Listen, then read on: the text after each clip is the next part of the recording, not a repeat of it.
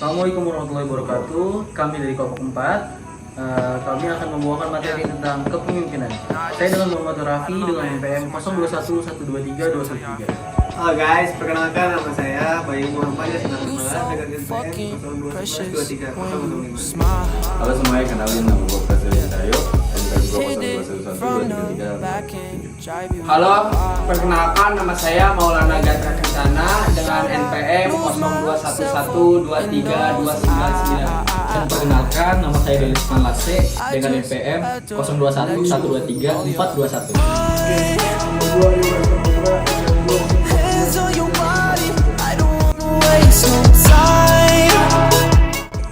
Yang pertama yaitu pengertian dari kepemimpinan. Seiring perkembangan zaman, kepemimpinan secara ilmiah mulai berkembang bersamaan dengan pertumbuhan ilmu yang lebih dikenal dengan ilmu tentang memimpin. Hal ini terlihat dari banyaknya literatur yang mengkaji tentang leadership dengan berbagai sudut pandang dan atau perspektif lainnya. Leadership tidak hanya dilihat dari bakat saja, akan tetapi dapat dilihat dari penyiapan sesuatu secara berencana. Ya, selanjutnya ada kepemimpinan atau leadership. Kepemimpinan atau leadership itu merupakan ilmu terapan dari ilmu-ilmu sosial. Sebab prinsip-prinsip dan rumusannya diharapkan dapat mendatangkan manfaat bagi kesejahteraan manusia. Ada banyak pengertian yang dikemukakan oleh para pakar menurut sudut pandang masing-masing. Definisi-definisi tersebut menunjukkan adanya beberapa kesamaan. Selanjutnya, arti kepemimpinan menurut pakar Minggono pada tahun 2002 memandang bahwa leadership tersebut sebenarnya sebagai akibat pengaruh satu arah, karena pemimpin mungkin memiliki kualitas-kualitas dirinya dengan pengikut. Para ahli teori sukarela cenderung memandang leadership sebagai pemaksaan atau pendesakan, pengaruh secara tidak langsung, dan sebagai sarana untuk membentuk kelompok sesuai tingkat keinginan pemimpin. Dari definisi di atas, maka dapat dikatakan bahwa kepemimpinan adalah satu, seni untuk menciptakan kesesuaian paham. Yang kedua, bentuk persuasi dan inspirasi. Yang ketiga, kepribadian yang mempunyai pengaruh. Yang keempat, tindakan dan perilaku. Dan yang kelima, titik sentral proses kegiatan kelompok. Yang keenam, hubungan kekuatan atau kekuasaan. Yang ketujuh, sarana pencapaian tujuan. Yang ke-8 hasil dari interaksi. Yang ke-9 peranan yang dipolakan. Dan yang ke-10 inisiasi struktur. Nah, di sini ada gaya kepemimpinan. Gaya kepemimpinan dalam beberapa literatur juga sering disebut tipe kepemimpinan. Gaya atau tipe kepemimpinan adalah serangkaian sikap, sifat, dan karakter dari seorang pemimpin yang cenderung ditonjolkan dalam menggerakkan organisasi. Contohnya, seorang pemimpin perusahaan yang disiplin, terarah, serta kaku. Nah, jika Anda seorang pemimpin, bagaimana gaya kepemimpinan Anda? Mari kita simak pendapat ahli tentang gaya kepemimpinan. Oke, selanjutnya menurut Leslie, gaya kepemimpinan yang pertama eksploitatif, yaitu bawahan wajib mencapai tujuan sesuai kemampuan sesuai yang ditujukan.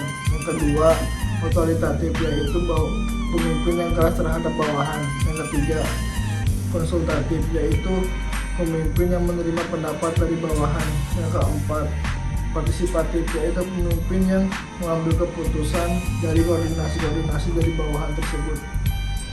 Sedangkan menurut George R. Terry ada 6 tipe kepemimpinan, yaitu kepemimpinan personal. Pemimpin ini selalu mengadakan kontak langsung dengan bawahan. Dia dapat mengetahui setiap masalah yang dihadapi bawahan sehingga dia dapat segera memberikan petunjuk untuk menyelesaikan masalah. Melalui kontak langsung, pemimpin dan bawahan dapat menanamkan pengaruh dan ide-idenya kepada bawahannya. Sebab bawahan merasa diperhatikan, dibimbing, dan diarahkan menuju kemajuan. Selanjutnya ada kepemimpinan non personal.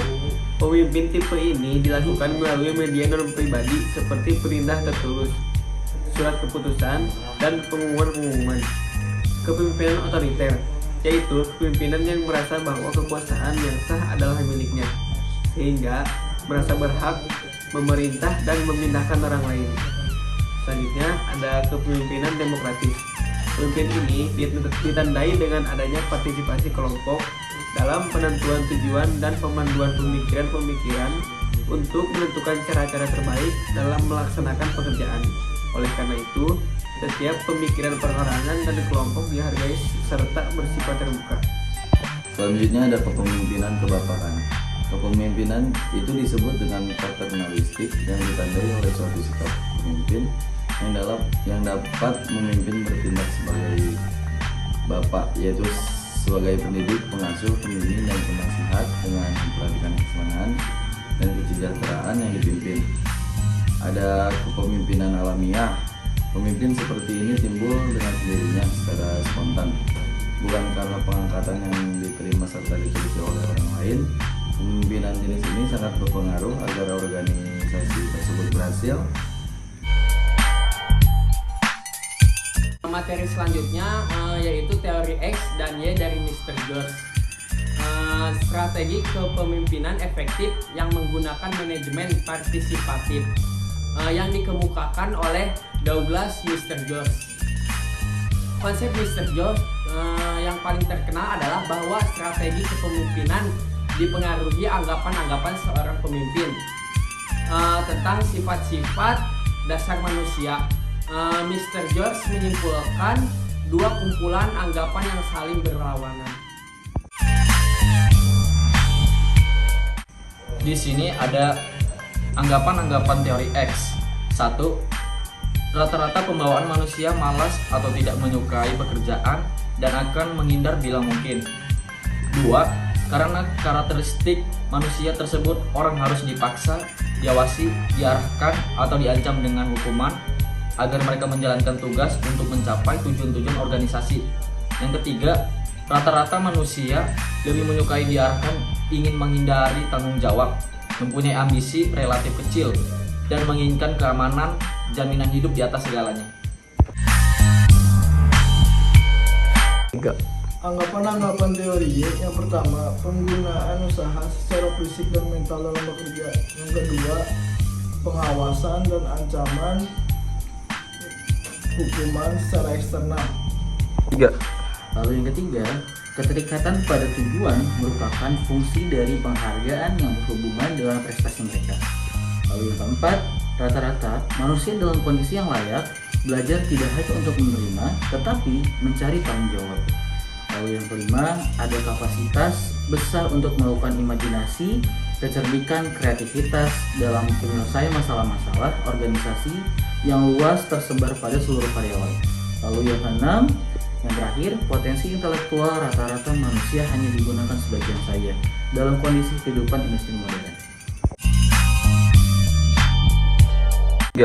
Selanjutnya ada tipe-tipe kepemimpinan. Yang pertama, tipe kepemimpinan karismatik. Tipe kepemimpinan karismatik memiliki kekuatan energi, daya tarik, dan pembawaan yang luar biasa untuk mempengaruhi orang lain, sehingga ia mempunyai pengikut yang sangat besar jumlahnya dan pengawal-pengawal yang bisa dipercaya. Kepemimpinan karismatik. Kepemimpinan karismatik dianggap memiliki kekuatan gaib atau biasa disebut supernatural power dan kemampuan-kemampuan yang superhuman yang diperolehnya sebagai karunia yang maha kuasa. Kepemimpinan yang karismatik memiliki inspirasi, keberanian, dan berkeyakinan teguh pada pendirian sendiri. Totalitas kepemimpinan karismatik memancarkan pengaruh dan daya tarik yang amat sangat kuat.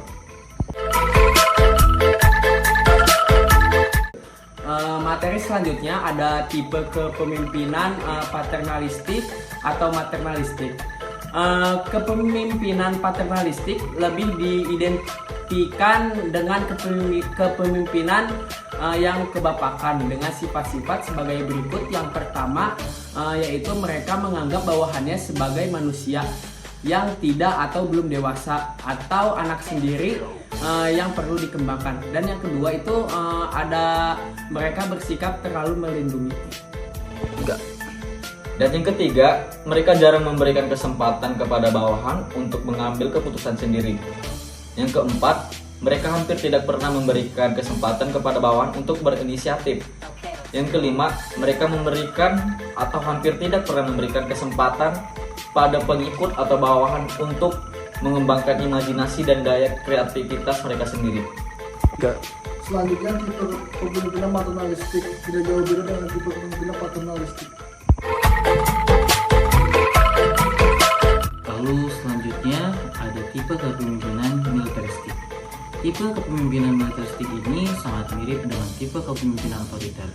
Adapun sifat-sifat dari tipe-tipe kepemimpinan militeristik adalah yang pertama, lebih banyak menggunakan sistem perintah atau komando, keras dan sangat otoriter, kaku dan seringkali kurang bijaksana. Lalu yang kedua, menghendaki kepatuhan mutlak dari atasan. Yang ketiga, sangat menyenangi formalitas, upacara-upacara ritual dan tanda-tanda kebesaran yang berlebihan. Yang keempat, menuntut adanya disiplin yang keras dan kaku dari bawahannya. Yang kelima, tidak menghendaki saran, usul, sugesti, dan kritikan-kritikan dari bawahannya. Dan yang keenam, komunikasi hanya berlangsung searah.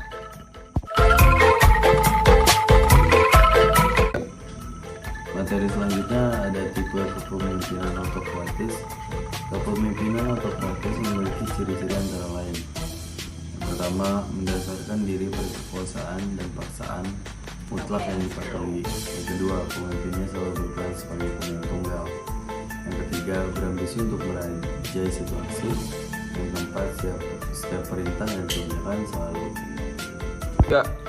Yang kelima, ada bawahan tidak pernah diberi informasi yang mendetail tentang rencana dan tindakan yang akan dilakukan. Yang keenam, semua pujian dan kritik terhadap segenap anak buah diberikan atas pertimbangan pribadi.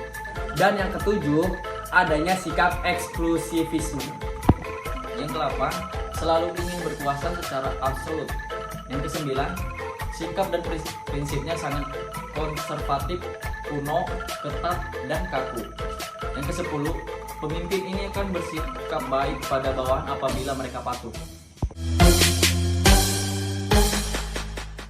Oke, tipe kepemimpinan laissez-faire, yaitu pemimpinan tidak berpartisipasi terhadap kelompoknya.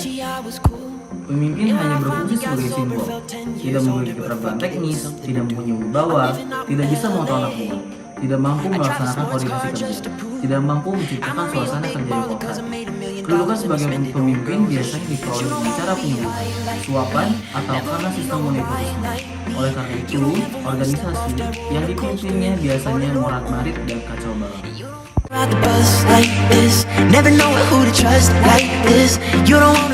Selanjutnya ada tipe kepemimpinan populistis. Kepemimpinan populis berpegang teguh pada nilai-nilai masyarakat yang tradisional, tidak mempercayai dukungan kekuatan serta bantuan hutang luar negeri. Kepemimpinan jenis ini mengutamakan penghidupan kembali sikap nasionalis. Selanjutnya ada tipe kepemimpinan administratif atau eksekutif. Kepemimpinan tipe administratif adalah kepemimpinan yang mampu menyelenggarakan tugas-tugas sehari-hari secara efektif. Pemimpinnya biasanya terdiri dari teknokrat dan administrator yang mampu menggerakkan dinamika modernisasi dan pembangunan. Oleh karena itu, dapat tercipta sistem administrasi dan birokrasi yang efisien dalam pemerintahan. Pada tipe kepemimpinan ini diharapkan adanya perkembangan teknis, yaitu teknologi, industri, manajemen modern, dan perkembangan sosial di tengah masyarakat. Tipe kepemimpinan demokratis berorientasi pada manusia dan memberikan pimpinannya yang efisien kepada para pengikutnya. Terdapat koordinasi pekerjaan pada semua bawahan dengan penekanan pada rasa tanggung jawab internal atau pada diri sendiri dan kerjasamanya yang baik. Kekuatan kepemimpinan demokratis tidak terletak pada pemimpinnya, akan tetapi terletak pada partisipasi aktif dari setiap warga kelompok. Kepemimpinan demokratis yaitu pemimpin yang menerima pendapat dari bawahan atau pemimpin yang mau menerima arahan dari bawahannya.